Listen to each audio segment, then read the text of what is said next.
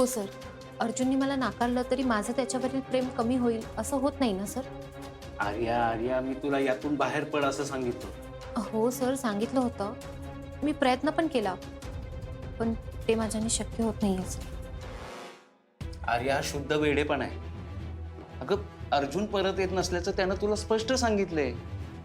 आणि तू वाईट नाहीयेस, तुला चांगला मुलगा मिळेल. पण तिच्या आयुष्यात कोण मुलगा येणार हे तुम्ही कसं काय ठरवताय? रुपाली बास, मला प्लीज आर्याशी बोलू देशील का? सर, रुपालीताई बरोबर बोलताय. आर्या, तू रुपालीच्या मताने चालू नको यासाठी मी तुला बजावलं होतं. सर, ही माझीच मतं आहेत. माझ्या आयुष्यात कोण योग्य आहे कोण अयोग्य आहे हा निर्णय मी नाही घ्यायचा का? आर्या, अगं त्याबद्दल मी बोलतच नाहीये. माझं म्हणणं इतकंच आहे की तू अर्जुनला मिळवण्याचा हट्ट सोड. तुला एखादा चांगला मुलगा मिळेल, त्याच्याशी सुखानं संसार. अहो पण तिला अर्जुन भाऊजींशीच लग्न करायचे. अगं रुपाली, काय बोलतेस तू? मी तिच्या डोक्यातून हे खूळ काढायला बघतो आणि तू परत तोच विषय तिच्या डोक्यात घालतेस. अहो ती काय लहान मुलगी आहे का तिच्या डोक्यात काही घालायला? आणि तिला तिच्या गोष्टी कळतात. अहो सर, मला एकेकाळी असं वाटलं होतं की अर्जुनला सोडून जावं, पण मला त्याच्यामध्ये काहीच वाईट दिसत नाहीये. मग मी करू तरी काय? आर्या, तुझ्या डोक्यात काय विचार चाललेत मला कळत नाही, पण एक लक्षात घे, आपल्या भावनांवर आपला कंट्रोल असायला हवा. नाहीतर त्याचा आपल्याबरोबर इतरांनाही त्रास होतो. फक्त त्रास. अहो अहो सर. अहो ऐका ना. अहो रुपालीताई, स्वप्नील सर आपल्याला मदत करतील असं मला वाटत नाहीये. इथे असं मस्तपैकी काम करायचं आणि रिलॅक्स म्हणून गरमागरम फिर निघायची. वा, जगातला सगळ्यात भारी बेत आहे बरं काय हो. मामा कमी का सुट्टी आहे म्हणून जास्त खाशील नसता उद्या अजून अवघड होईल. अय मोना, लय हसू येते वे तुला. अहो तसं नाही, पण छोटे सरकार एकदम बरोबर बोलतायत. अहो तुमच्या समोर तुमची आवडती डिश आली ना की तुम्हाला कंट्रोलच होत नाही बघा. काय राव भांजे, आपण एका टीम मध्ये असतो ना आणि तुम्ही माझीच बँड वाजवताय वय. आई मी मज्जा करते रे मामा.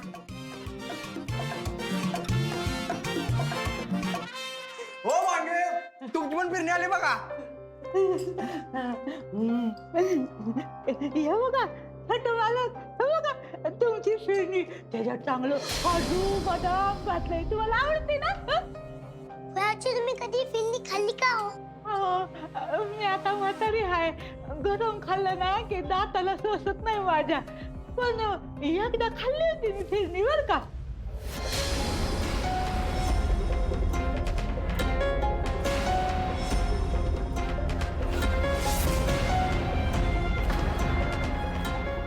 बरं ऐका, आता आपण आजच्या जेवणातला प्रमुख आकर्षणाचा पदार्थ खाऊ ना.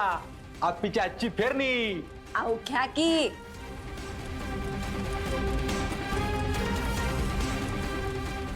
काय झालं मावशी? जायचं गोड लग्न झालंय वे. मामा करायची काय सुरुवात? अहो भांजे, तुमची फिरणी गार झाली वाटतं. हा, तुम्ही जावा ना, अजून काम करत बसा. गार झाले म्हणे. अरे दिप्या, अमोल किती वेळ झालं तुझी वाट बघतोय, त्यामुळे गार झाली फिरणी. अहो असं कसं, शिक्षा मलाच मिळाली पाहिजे. अमोल, ही फिरणी मी खाणार, तूही घे. दिप्या, अरे असं काय करतोय? अरे म्हणजे आता तुम्ही दिवसभर एवढं फिरून आलात, मग घरी आल्यानंतर मला असं वाटलं की तुम्हाला स्पेशल फिरणी द्यावी आणि तू अशी गार फिरणी खाणार आहेस का? हो मामा तू गरम गरम खाली. पण मा अन्न हे पूर्ण ब्रह्म असतं ना, मग ही गार फिल्ली टाकून कशी द्यायची असता? अरे अमोल, टाकून द्यायचं कोण म्हणतंय? मग गार फिरणी कोण खाणार? तुझी आजी खातील की.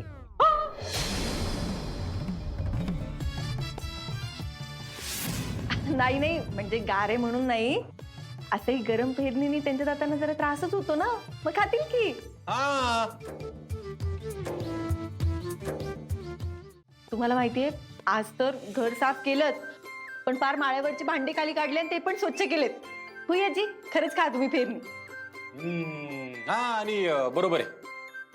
आप्पी म्हणतच होती मला आज की आज फुयाजींना सोबत बसवायचं फिरणी खायला. हा, मग आणि फिरणी तशी गरम पण नाहीये, घ्या की तुम्ही, काय होते.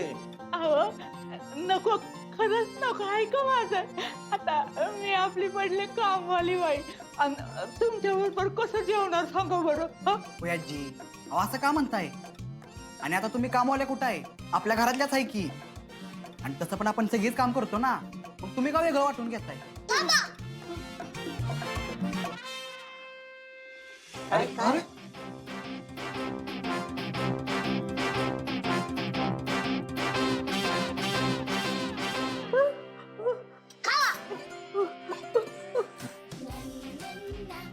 तुझ्याची आता नाही म्हणा बरं.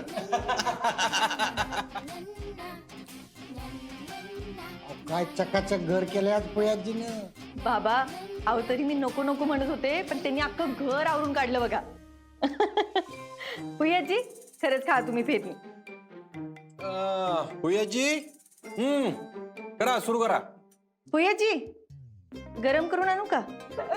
नको नको खाते मी.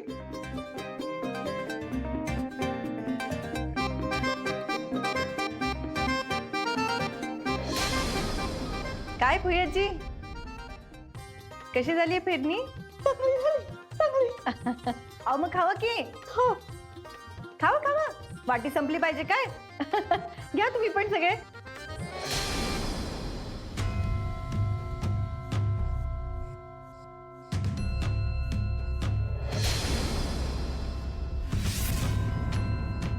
आप्पे दिवसभर राबून घेतलं मला आणि आता ही मिठाची फिरणी खायला घालतीस ना. हा आता बया मला रात्रभर झोप लागते का नाही काय माहिती.